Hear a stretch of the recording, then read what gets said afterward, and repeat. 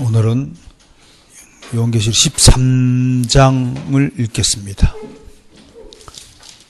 총 18절인가요? 총 18절에 이르니까요.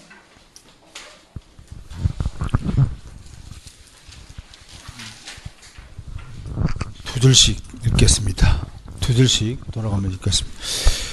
내가 보니 바다에서 한 짐승이 나오는데 뿔이 10이요 머리가 7이라 그 뿔에는 10 왕관이 있고 그 머리들에는 신성모독한 이름들이 있더라. 내가 본 짐승은 표범과 비슷하고 그 발은 곰의 발 같고 그 입은 사자의 입 같은데 용이 자기의 능력과 보좌와 그 큰 권세를 그에게 주었더라.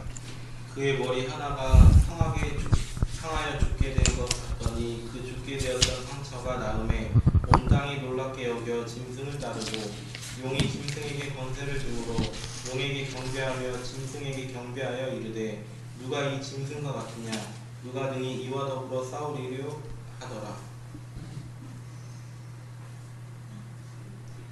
또 짐승이 과장되고 신성모독을 말하는 입을 갖고 또 42달 동안에 일할 권세를 받으니라. 짐승이 입을 벌려 하나님을 향하여 비방하되 그의 이름과 그의 장막 곧 하늘에 사는 자들을 비방하더라. 또 권세를 받아 성도들과 싸워 이기게 되고 각 족속과 백성과 방언과 나라를 다스리는 권세를 받으니 죽임을 당한 어린 양의 생명책에 창세 이후로 이름이 기록되지 못하고 이 땅에 사는 자들은 다 그 짐승에게 경배하리라. 누구든지 기가 있거든 들을지어다. 사로잡힐 자는 사로잡혀 갈 것이요 칼에 죽을 자는 마땅히 칼에 죽을 것이니 성도들의 인내와 믿음이 여기 있느니라. 내가 보매 또 다른 짐승이 땅에서 올라오니 어린 양같이 두 뿔이 있고 용처럼 말을 하더라. 그가 먼저 낳은 짐승의 모든 권세를 그 앞에서 행하고 땅과 땅에 사는 자들을 처음 짐승에게 경배하게 하니 곧 죽게 되었던 상처가 나은 자니라. 큰 이적을 행하되 심지어 사람들 앞에서 불이 하늘로부터 땅에 내려오게 하고 짐승 앞에서 받은 바 이적을 행함으로 땅에 거하는 자들을 미혹하고 땅에 거하는 자들에게 이르기를 칼에 상하였다가 살아난 짐승을 위하여 우상을 만들라 한다. 그가 권세를 받아 그 짐승의 우상에게 생기를 주어 그 짐승의 우상으로 말하게 하고 또 짐승의 우상에게 경배하지 아니하는 자는 몇이든지 다 죽이게 하더라. 그가 모든 자, 곧 작은 자나 큰 자나 부자나 가난한 자나 자유인이나 종들에게 그 오른손에나 이마에 표를 받게 하고 누구든지 이 표를 가진 자 외에는 매매를 못하게 하니 이 표는 곧 짐승의 기업이나 그 이름의 수라. 지혜가 여기 있으니 총명한 자는 그 짐승의 수를 세어보라. 그것은 사람의 수니 그의 수는 666입니다. 그렇습니다. 자, 오늘은 나팔 심판과 대접 심판 사이에서 잠깐 또 일어나는 일들, 땅에서 일어나는 일들 보겠습니다. 하늘에서 막 심판이 쏟아지다가 잠시 그 막간을 통해서 땅에서 어떤 일이 일어나느냐. 우선은 오늘 보니까 1절부터 10절까지는 바다 짐승 이야기입니다. 바다에서 올라오는 짐승인데 한번 볼까요? 한번 1절부터 봅시다. 짐승이 있는데 특징을 보니까 뿔이 10이요 머리가 7이다. 그리고 뿔마다 왕관을 하나씩 썼어요. 그죠? 그러니까 왕관이 10개나 돼요. 그리고 그 머리들에는 이름들이 있는데 신성 모독하는 이름들이 있더라. 이렇게 되었어요. 한마디로 그 바다 짐승은 10뿔 10왕관 그러면 어떻든 화려한 외관 특징이죠. 아주 겉모습 보기에 휘황찬란한 거죠. 삐까번쩍한 거죠.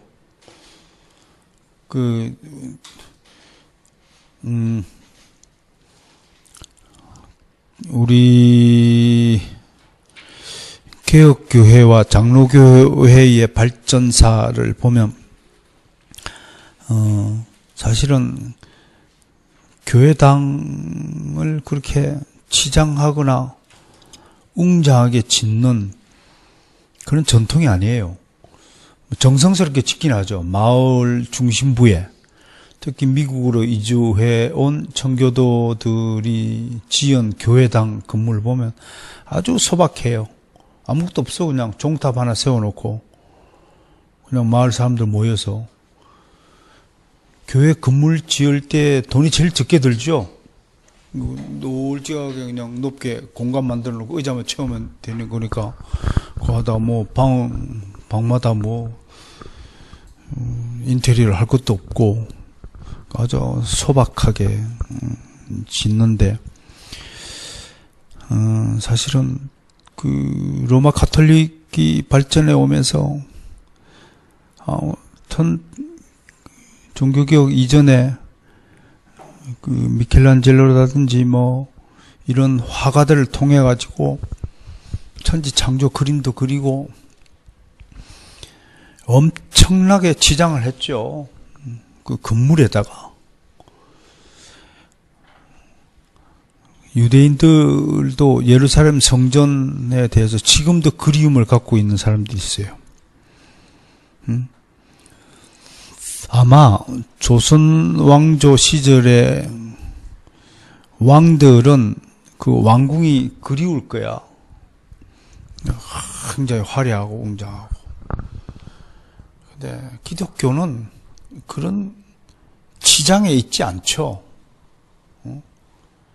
외모적인 것에 있지 않고 내면적인 것에 있는 것이 기독교의 신앙이죠. 믿음이 중요한 거지 행위가 중요한 게 아니죠. 근데 이제 사탄, 세상의 속성은 뭔가요?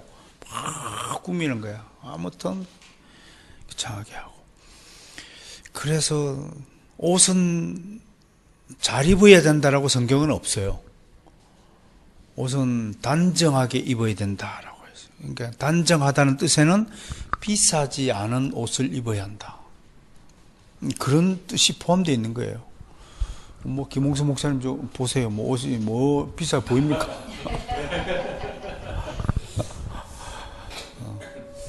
저는 바지 이거 10,000원짜리 샀어요. 행사 때 가가지고 얼른 10,000원 하길래 이거 10,000원. 그러니까 단정하다는 것은 비싸지 않은 옷. 그 다음에 단정하다는 것은 울긋불긋하지 않다라는 뜻이에요. 단색으로 남의 눈을 막 하게 하는 화려함이 좀 없어야 돼요. 그러니까 우리 1절 볼 때 이렇게 외관을 화려하게 꾸미는 것이 사탄의 속성이다. 그렇게 봐야 됩니다. 그 다음에 신성모독적 이름이다. 그러면 그 다음에 왕관을 썼다라는 것은 아주 자고하다는 거죠. 그죠? 자고하다.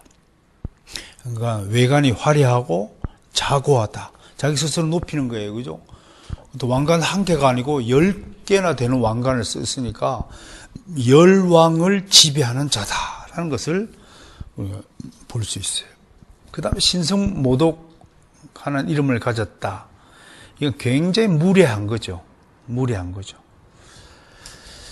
그 기독교를 굉장히 본질적으로 싫어하는 사람들.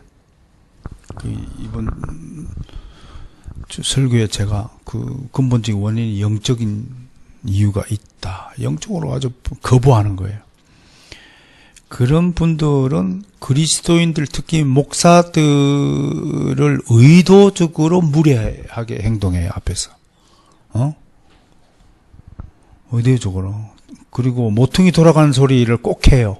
앞에서 딱 대놓고 얘기하지 않고 쑥 모퉁이 돌아가면서 한 소리 삐딱 해요. 이런 것들이 이제 그 뱀의 기질이다 그렇게 말하잖아요. 뱀이 똑바로 가는 거 봤어요? 이렇게 돌아가지. 이렇게 꼬리를 치고 항상.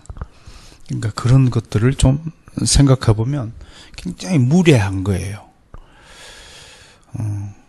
집안에서 어릴 때부터 가정교육을 철저히 못 받은 아이들이 바깥에 가서 말투하는 거.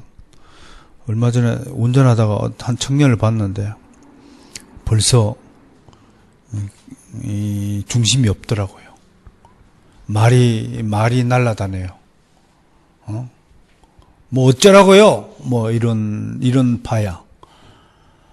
그러면 항상 나는 그냥 죽으라고요? 뭐 하고 싶을 정도로 아주 무례한 사람들인데, 이런 것들이 다 1절에서 우리가 보면 특징입니다. 2절에는 모양이 좀 봐요. 또 내가 본 짐승은 뭐와 비슷해요? 표범이에요. 레오파드. 표범은 두 가지 이미지가 항상 있죠. 하나는 굉장히 날쌔죠. 신숙하게 날쌔. 악마는 사실은 동해번쩍 서해번쩍 모든 곳에 신숙하게 또어를 틀고 있죠. 그 다음에 두 번째는 포악한 이미지가 표범의 이미지예요. 인정사정 없죠. 그런 차원에서 표범이고, 그 다음에 두 번째 특징이 뭔가요? 2절에 곰발바닥이네요. 곰의 발 같다. 요거는 어떤 이미지냐면, 그 곰발바닥은 누르는 거죠. 누르는 거. 그러니까 좀 굉장히 스트롱 프레스, 거대한 압박이라고 봐야죠. 압박하는 거예요. 그러니까 악인들의 특징이 뭐냐면 계속 프레스를 가는 거예요. 모든 수단과 방법을 가리지 않고 그 사람이 나에게 굴복할 때까지 프레스를 가하는 거예요. 왜? 통치하려고, 지배하려고 하는 거죠. 그게 곰발이고요. 그 다음에 입이 어떻게 생겼나요? 사자의 입이잖아요. 그죠? 사자의 입은 포식자의 이미지를 가리킨다. 그렇게 보면 돼요. 그러니까 바다에서 올라온 짐승은 사탄으로 봐야 되고, 사탄의 숭배자, 뭐 적그리스도, 뭐 여러 가지 해석할 수 있겠지만 어떻든 사탄의 속성들이 이렇다라고 보여야 되고, 그 다음에 용은 누굴 가르쳐요? 드래곤이라고 되어 있죠. 이게 사탄이에요. 그죠? 사탄이가 자기 능력과 보좌와 큰 권세를 주었더라. 이건 뭔가요? 여러분, 이게 사탄의 패러디하는 능력을 잘 보셔야 됩니다. 하나님도 자기 아들을 보내서, 독생자 예수 그리스도를 보내서 보좌도 내주고 권세 내주고 능력 내주고, 그렇게 해서 하나님이 자녀를 구원토록 했는데, 사탄 용도 짐승에게 똑같이 패러디하는 거예요. 똑같이 흉내내는 걸 보세요. 기가 막힌 거예요. 자, 그 다음에 3절 기가 막힌 거예요. 이 사람이, 이 바다 짐승이요, 사탄의 아들이죠. 그죠? 사탄의 아들. 사탄에게 모든 거 다 물려받았어요. 예수님이 하나님께 모든 걸 물려받았고, 아버지와 나는 하나다 하듯이 용과 바다 짐승 하나야. 그런데 이 사람이 사람들을 미혹하는 방식이 뭐냐면 3절이에요. 그 머리 하나가 상하여 죽게 된 것 같더니, 그랬어요. 죽게 된 것 같더니. 그 영어 성경에 a fatal wound 되었어요. 치명적인 상처다, 이 말이에요. 도저히 회복 불가능한 상태를 fatal wound라고 하는 거거든요. 치명적인 거예요. 이거를 낫게 하는 거예요. 기적적으로. 그가 막 뿅 가는 거야. 결과가 어떻게 돼요? 온 땅이 놀랍게 여기더라. 첫 번째, 여기 영어 성경에 에스토니스라는 단어가 썼는데, 이거는요 굉장히 감격하여 놀랐다라는 표현입니다. 에스토니스. 어머머머머머, 우와, 죽은 자를 살리네. 얼마나 패러디 잘합니까? 예수님과 꼭 같은 능력을 발휘하고 있어요. 그러니까 예수님이 죽은 자를 살렸을 때는 뭐 그렇게 일부 사람들만 믿을 사람 믿고 안 믿을 사람 안 믿잖아요. 근데 사탄이 갈 때는 어떻게 하고요? 온 땅이 놀랍게 오고 뭘 한다고요? 짐승을 따른다. 펠로우 한다. 다 따라가는 거예요. 자, 여러분, 이런 구절을 통해서 나하고 여기 앞에 있는 경국사 주지가 나란히 앉아갖고 기적을 행한다 그러면 사람들이 어느 기적을 따라가냐면 저분 기적을 따라가요. 저분의 능력을 따라가요. 여러분, 도통한 미스터 스들은요, 앉아서 천리길 내다보는 능력을 가진다고 옛날부터 기록이 많아요. 그러니까 우리가 금리 빨라게 하고 병 고치고 이거 불교의 역사에 보면요, 아무것도 안 해요. 놀라운 기록들이 많아요, 불교에. 동자야, 손님 온다. 더 앉아가지고, 적간에 앉아가지고, 누구 찾아올까지 다 맞춰요. 그래, 병도 고쳐줘요. 우리만 여기 안수기도 하고 병 고쳐주고 이런 게 있는 게 아니에요. 착각하지 마세요. 저쪽은 더 잘해요. 진짜라니까요. 오직 따르고. 자, 4절. 이렇게 따르니까, 짐승을 따르니까 그 따르는 사람들을 어떻게 유도하냐면, 용이 짐승의 권세를 주므로 용에게 경배하며, 결국은 누구를 경배하는 거예요? 사탄 숭배자. 짐승에게 경배하여 이르되, 사탄과 그 아들을 경배하는 거예요. 그죠? 그래 놓고, 사람들로 하여금 어느 수준까지, 어느 경지까지 이끌어가냐면, 완전히 쇠뇌당하도록 가는 거예요. 그렇게 해서, 이런 발언은 쇠뇌당한 사람만이 밝히는 발언이에요. 누가 이 짐승과 같으냐? 이건 무슨 뜻인가요? Who is like this beast? 누가 이 짐승과 같으냐? 하나님, 예수 그리스도? 에이, 우리 짐승, 우리 용님, 우리 짐승님에 비하면 아무것도 아니야. 그 뜻이 여기 있는 거예요. 응? 누가 능히 이와 더불어 싸우리요? 하나님도 이길 수 없다, 사탄. 그렇게 말하는 시대가 온다 이겁니다. 무섭지 않아요? 온다 이겁니다. 그리고 5절은 완전히 이제 자화자찬의 경지에 오른 모습을 봅니다. 뭘 어떻게 해요? 과장되고, 과장된 말을 하는 거예요. 뻥치는 거예요. 부풀린 거예요. 사람들에겐, 타락한 인간에게는요, 항상 자기 자신을 유리하도록 항상 변호해요. 싸움을 똑같이 했잖아요. 지가 먼저 잘못해놓고 절대로 내가 잘못해서 싸움이 일어났다고 얘기하지 않아요. 진짜 거듭난 사람만이 그렇게 얘기해요. 한 번은 초청 설교를 하러 가는데 차가 막혀가지고 시간이 아찔아찔해요. 그런데 왼쪽에 보니까 교통경찰 오토바이 경찰관이 쫙 서 있어. 마포대구 합정동 거기. 가다가 그냥 아예 이 면허증을 꺼내가지고 손 흔들면서 그냥 불법 유턴을 했어요. 어쩔 수 없이 자 빨리 좀 꺼내주세요. 내가 죄송합니다. 내가 설교 시간에 늦어가지고 그러니까 내가 일부러 그랬다고. 그랬더니 바로 교회까지요. 딱지 끌고 나를 그렇습니까? 난 스스로 신고하는 사람 처음 봤습니다. 그러면서 에스코트하고 갔다니까요. 에스코트. 과장되게 말하거나 우기지 마세요. 교통경찰서 걸리면 막 우기면요. 진짜 안 봐줘요.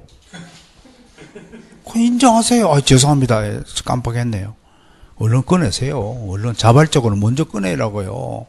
그게 수준이 높고, 그렇게 끊어가지고 벌금을 내더라도 하나님은 그 벌금만큼은 반드시 갚아주신다는 믿음을 좀 가지세요. 좀 안 한 거 했다 좀 그러지 말고 과장되게 하지 않았으면 좋겠어요. 이건 사탄의 속성이에요. 남이 하지 않은 것 옮기지 말고 정확하게 하는 것. 여러분들은 이 과장된 말을 하는 버릇을 가진 사람은 절대로 신문기자 되면 안 돼요. 큰일 나요. 그래서 신문기자 훈련 받을 때는 있는 그대로 1cm만 정확하게 1cm라고 그래야 돼. 그 사람이 어떻게 뛰어왔는가 사건 기록할 때. 그래서 신문기자는 항상 세 사람의 증인을 인터뷰해요. 우리 법정의 성경의 정신은 뭐예요? 고소하려면 반드시 두세 사람의 증인이 있어야 된다. 그 사건을 목격한 사람과 반대 의견을 가진 사람과 중간적 의견을 가진 사람을 반드시 해줘야 돼요. 근데 오늘날 우리 방송들 보세요. 뉴스들 보세요. 절대로 그렇게 하지 않아요. 과장되고 신성모독을 말하는 입을 가졌다. 사탄의 속성은 늘 하나님을 비방하는 거죠. 그 다음 6절 보세요. 그게 하나님 비방이 주특기죠. 그죠? 짐승이 입을 벌려 하나님을 향하여 비방하되 그의 이름과 그의 장막곧 하늘에 사는 자들을 비방하다. 하나님과 교회를 비방하는 것이 주특기예요. 그래서 개신교, 개독교라고 하고 싸잡아서 비난하는 거예요. 그게 본질이에요.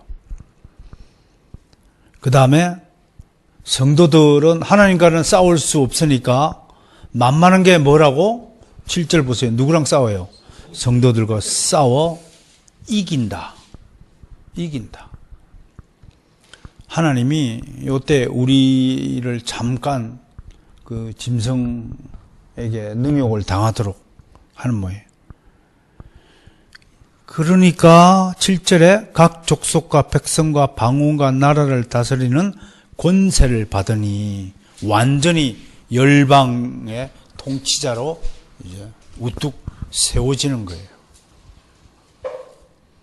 그러니까 8절 보세요. 결과가 뭐예요? 열방의 통치자 우뚝 되니까 모든 땅에 생명책에 기록되지 않은 모든 인간들은 다 그를 짐승에게 경배하더라. 경배하더라.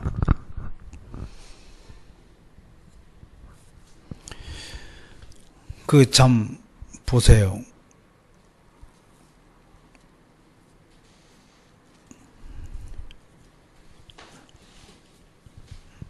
그래서 누구든지 귀가 있거든 들을지어다. 사로잡힐 자는 사로잡혀 갈 것이요 칼에 죽을 자는 마땅히 칼에 죽을 것이니 성도들의 인내와 믿음이 여기에 있느니라 라고 말하고 있어요. 자, 이제 11절부터 18절까지는 이번에는 땅에서 다른 짐승이 또 한 짐승이 올라오고 있다는 거예요.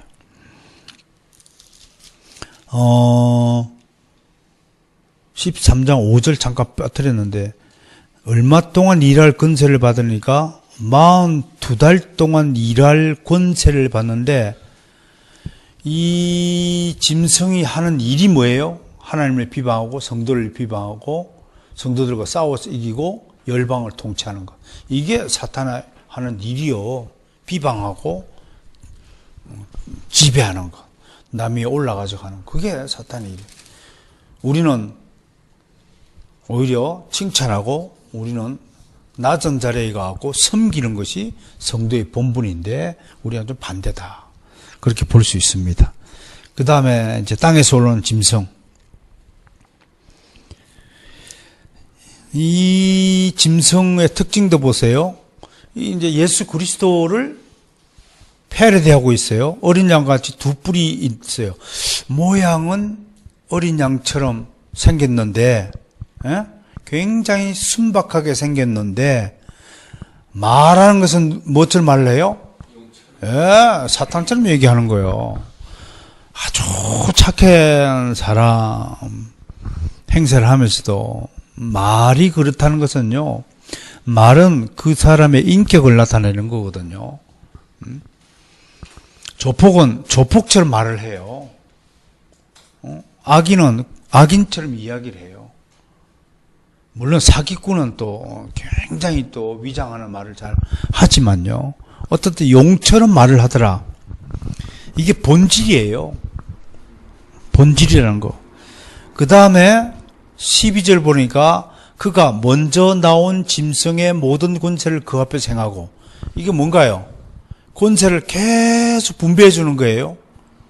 사탄이가 바다 짐승에게 권세를 다 물려주니까 바다 짐승도 또 땅에서 올라온 짐승에게 그 본질을, 권세를 물려주는 거예요. 그렇게 해서 자기도, 바다 짐승도, 즉 사탄의 권세를 물려받은 바다 짐승도 땅의 짐승으로 자기를 경배하도록 독려하고 있는 모습을 보게 됩니다. 너무 재밌잖아요? 네? 너무 재밌죠. 그가 먼저 나온 짐승의 모든 권세를 그 앞에서 행하고 땅과 땅에 사는 자들을 처음 짐승에게 경배하게 하니 곧 죽게 되었던 상처가 나은 자니라. 13절. 모든 사람들을 바다 짐승에게 경배하도록 만들기 위해서 어떤 도구를 쓰나요? 그 도구가 이적을 행하는 거예요. 이적을 행하는 거예요. 그 이적이 뭡니까? 사람들 앞에서 불이 하늘로부터 땅으로 내려오게 하는 거예요. 이야, 여러분, 혹시 이 장면 보면서 궁금한 점을 한번 떠올려 봐야 됩니다. 엘리야 때 그 바알 숭배자들하고 대결을 벌일 때 그 바알 숭배자 아무리 떠들어도 안 됐는데 엘리야가 외치니까 불이 팍 내려가지고 붙였잖아요. 그러니까 지금 이 땅에 온 짐승이 뭐 하고 있어요? 패러디 하는 거예요. 패러디. 모방하는 거예요, 지금. 흉내내는 자라니까, 흉내내는 자. 똑같이 하는 거야. 그러면 이 장면을 보면 땅에 짐승이 멀쩡하게 생겼으니까, 아니, 어린 양처럼 두 뿔이 있다는 것은 뭔가요? 굉장히 거룩하고 순전하고 그런 모습이란 말이에요. 말은 용처럼 말을 하는데, 그런데 하늘에서 불이 떨어지니까 뭐라고 할 거냐고요. 이야, 엘리야가 재림했다. 엘리야가 나타났다. 그렇게 생각하지 않겠어요? 생각을 해봐요. 안 당해봐서 몰라요? 앞으로 그렇게 되면 사람들이, 이야, 14절, 짐승 앞에서 받은 바 이적을 행함으로 땅에 거하는 자들 미혹하며, 미혹이 주특기잖아요. 미혹하는 거.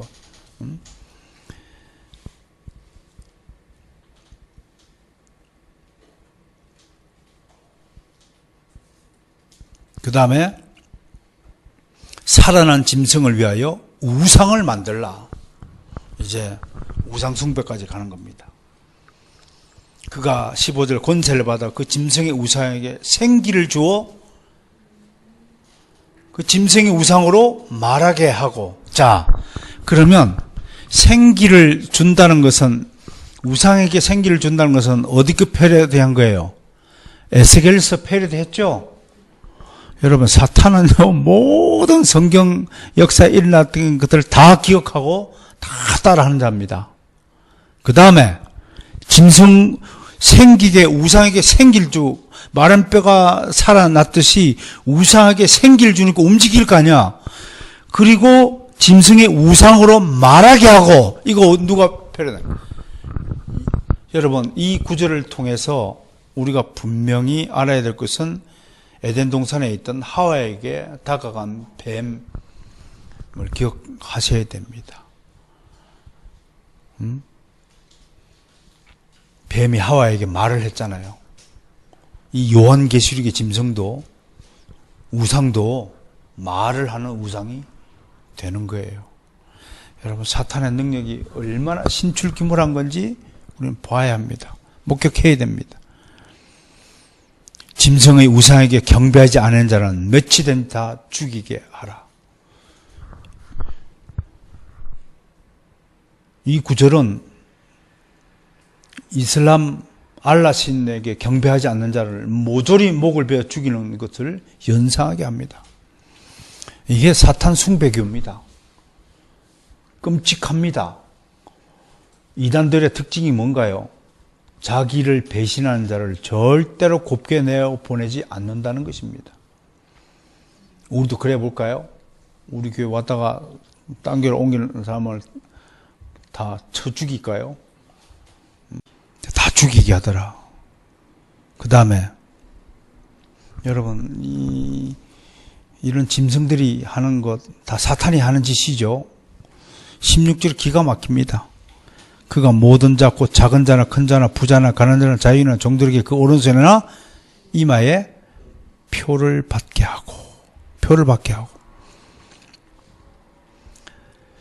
이 표를 받는데요, 카라그마라는 단어가 썼는데 원래 헬라 카라소 그러면 색이다 이런 뜻입니다. 십계명 돌판에 색이다 할 때 카라소입니다. 그러니까 이거는 영원히 지워지지 않는 표입니다. 마크입니다. 카라그마라는 표라는 단어가 뜻하는 것이 그런 뜻입니다. 그냥 목으로 이렇게 표를 찍어가지고 물에 씻으면 사라지는 것이 아니라 카라소 하다, 색이다. 그런 뜻이거든요.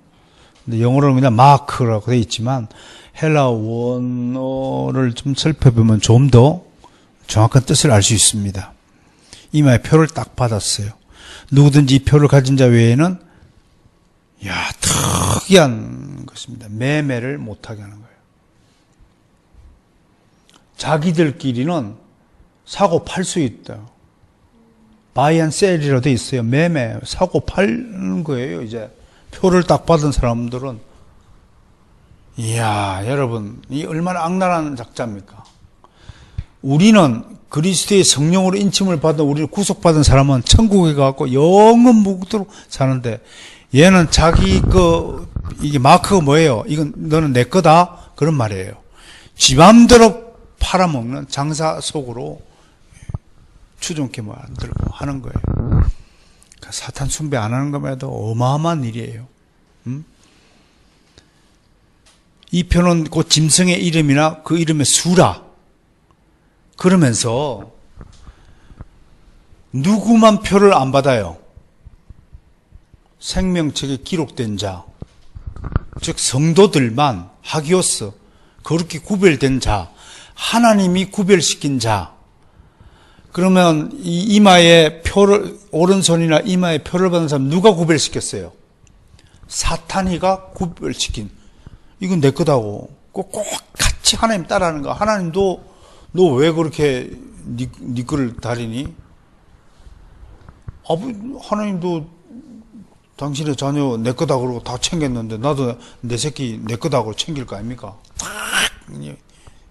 구획을 짓는 거예요. 그런 것들이 얼마나 독종인지 알 수 있습니다. 자, 이 표는 짐승의 이름 혹은 이름의 수라. 이게 무슨 뜻인가요? 이 표가 뭐예요?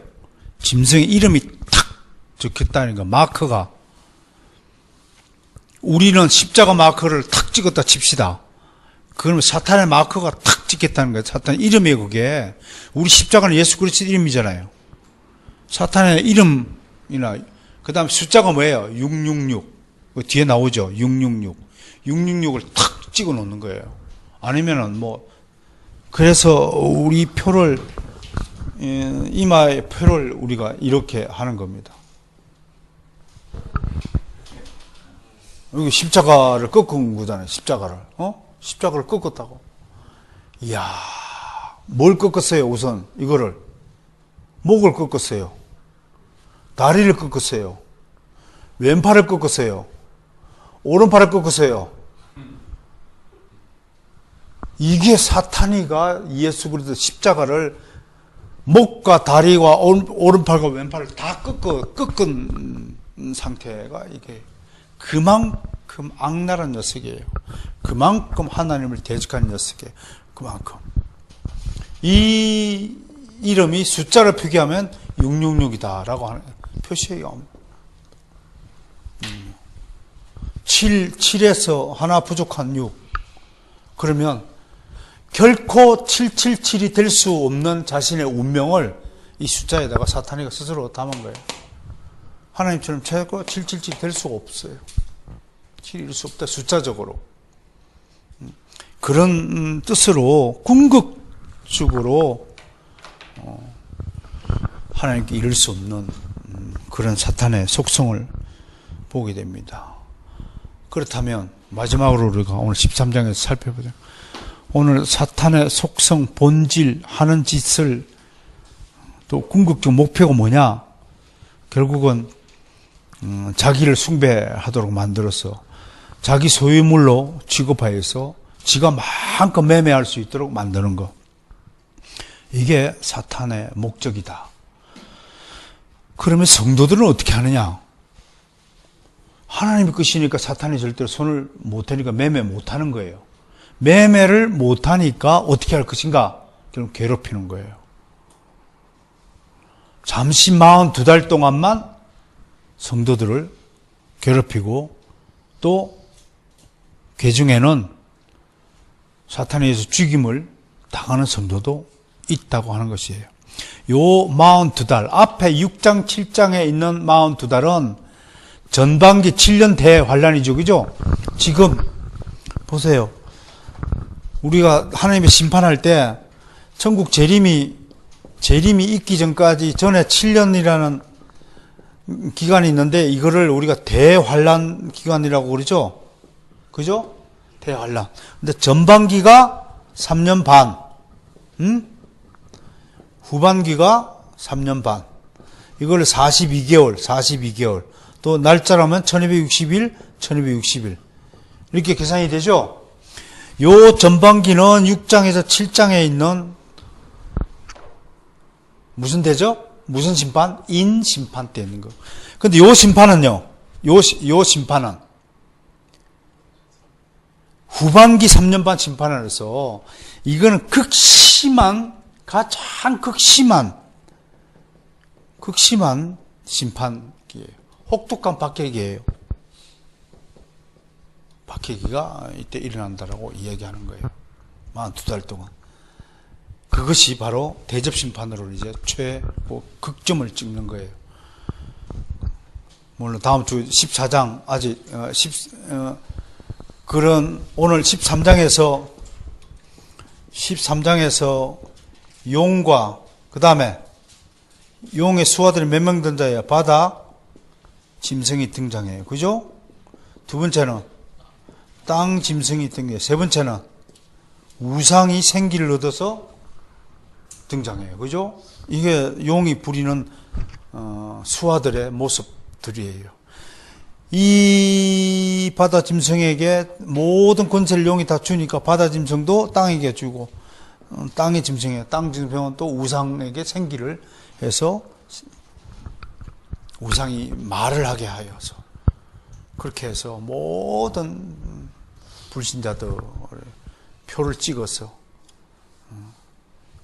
용에게 갖다 바치는 그런 목적으로 일을 하고 있더라. 그러나 이 용과 그 수하들이 14장에 가면 다 실패하고 결국은 14장 14만 4천 명이 승리의 노래를 부르는 장면으로 이어져요. 그리고 나서 이제 15장, 16장에서 뭐가 나와요? 대접 심판이 쫙 일어나는 거예요. 그걸 끝이야. 그러면 이제 17장에서 새로운 시대가 쫙 열리는 거예요. 그게 이제 우리 요한계시록의 이런 것이고. 이제 이런 것들을 통해서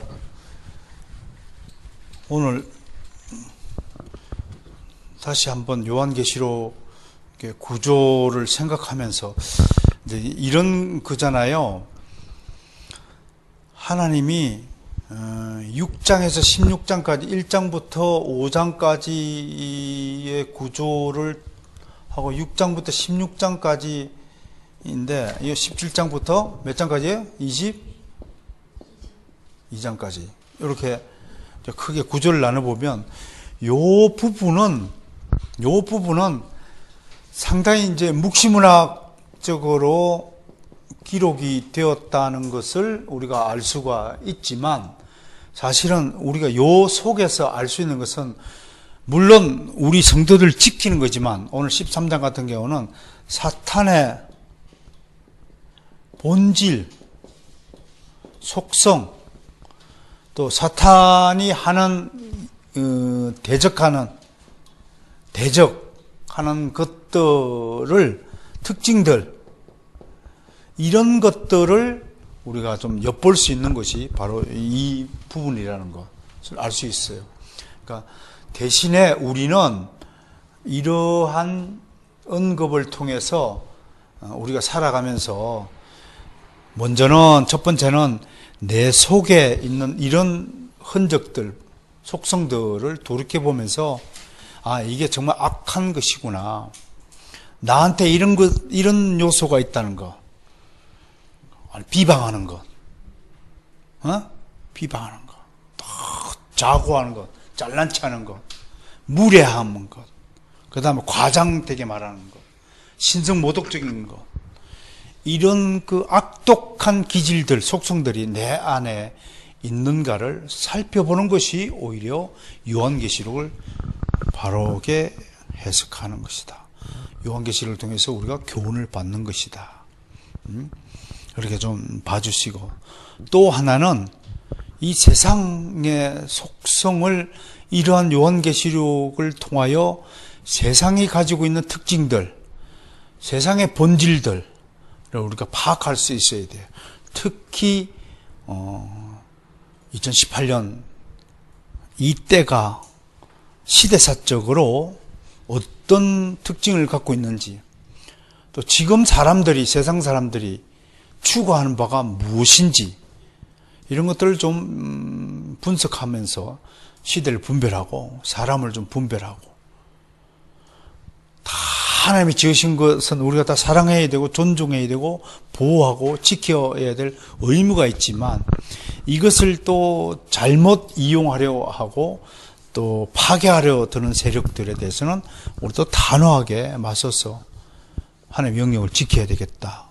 그런 생각들을 좀 해봅니다. 오늘 그럼 요 정도로 해서 여러분들에게 요한계시록 13장의 구조를 해석하도록 하겠습니다. 혹시 오늘 궁금한 거나 질문이나 있습니까? 궁금한 점이나 있으시면 말씀해 주시면 아는 범위 내에서 답변을 하도록 하겠습니다. 666을 이렇게 그러면 기록할 때에 이 요한계시록을 기록한 사도 요한은 666을 기록하면서 누구를 염두에 두었을까요? 1차적으로 항상 우리가 1차적인 것은 당시 요한계시록이 쓰여졌을 때 이 계시록을 읽은 독자들을 염두하라고 늘 강조했잖아요. 그러면 요한계시록을 읽었을 때는 우리가 1세기 말경이라고 보면 이제 어떤 사람은 666이 네로 황제를 나타내는 숫자다. 저는 이렇게 그 로마 그 표기법에 의해서 숫자 계산을 해보면 제 이름은 111이더라고요.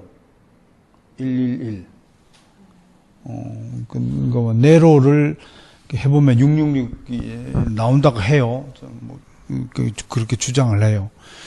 그럼 네로를 염두에 뒀다 그러면 이제 요한계시록의 저작 시기를 한참 당기는 거예요, 그죠? 네로 황제는 60년대,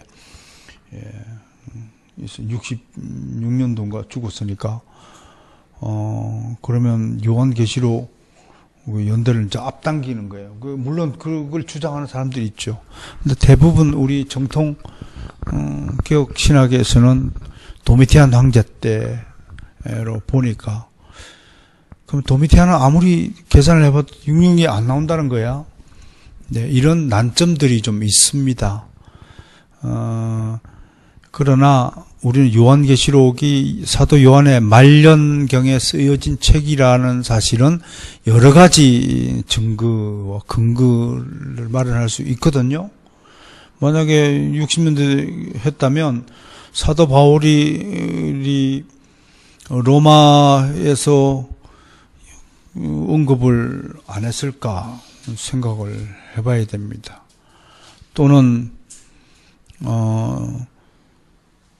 사도 요한이 바울이 먼저 죽었다면 사도 바울의 죽음에 대해서도 좀 언급도 좀 하고 그래야 될 텐데 또 그런 기록도 좀 없고 여러 가지 정황상 보면 AD 한 95년이나 98년 사이에 밤모섬에 귀양 갔을 때 그때 도미티안 황제 때 막 엄청나게 잡아갖고 귀양을 시켰다고 하거든요. 특히 그 노예들을 삼아서 어디에 동원했어요? 로마 그러면 탁 떠오르는 작업이 뭔가요? 도로 건설이잖아요. 도로 건설에 집중적으로 동원했거든요. 이제 그런 차원에서 666이 이제 도미티안 황제 쪽으로 가깝다고 봐야 하는데 그냥 우리는 로마 제국의 황제를 염두하고 썼을 것이다 라는 쪽으로 해석해 주면 좋겠습니다.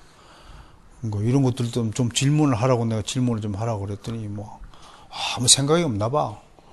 지금 요한계시록 어디쯤에 와 있어요? 하나님의 놀라운 심판 속에 지금 우리가 들어가 있습니다. 그럼에도 하나님은 심판 두려워하지 마라. 내가 너희를 끝까지 지킨다. 그러니까 우리 주님도 그랬잖아. 너희가 감당치 못할 시험은 하나님이 허락지 않으신다. 아무리 힘들고 어둠 속에 있어도 빠져나갈 구멍이 안 보인다 할지라도 결코 감당하지 못할 시험은 없다는 겁니다. 그러니까 낙심하지 마시고 끝까지 참고 인내하는 거. 특히 기독교의 본질은 뭔가요? 참고 견디는 거예요. 끝까지 endure, 견디는 거. 그래서 아무튼 끝까지 살아남는 자가 이기는 거예요.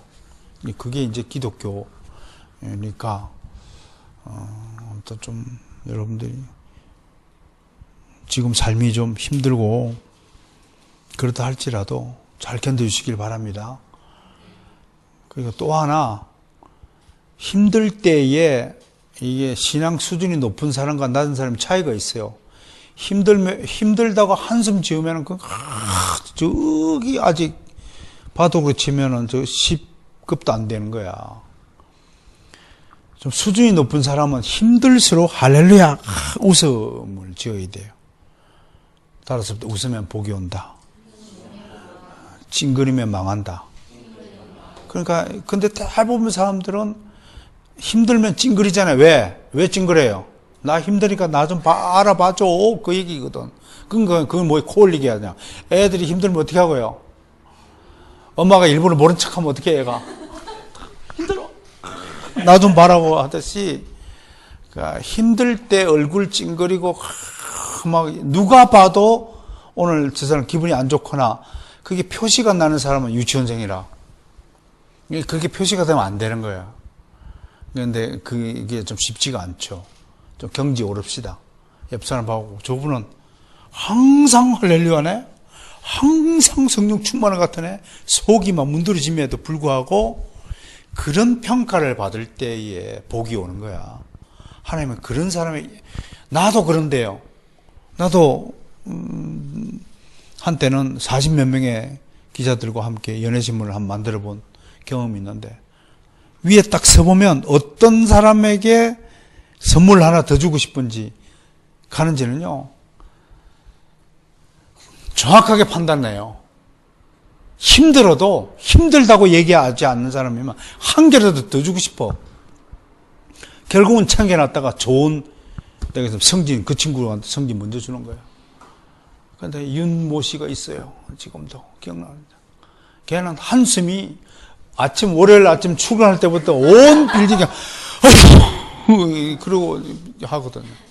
그럼 복이 안 가지. 앞에서는 뭐 대놓고는 소리 못 하더라도 뒤돌아가면 다 욕하는 거다, 한마디로. 쟤 때문에 분위기 다 망친다고. 그런 인물이 되지 말아요. 우리 힘들 때라도 할렐루야 용기 내시고 좀 수준을 좀 높이시다. 그런다고 자기 알아주지 않아요. 그럴수록 남이 기피하는 거예요. 좀 더 거꾸로 좀 생각해가지고 나 알아달라고 하지 말고 다른 사람의 형편을 먼저 알기 위하여 다가가는 우리 그리스도인이 되시길 바랍니다.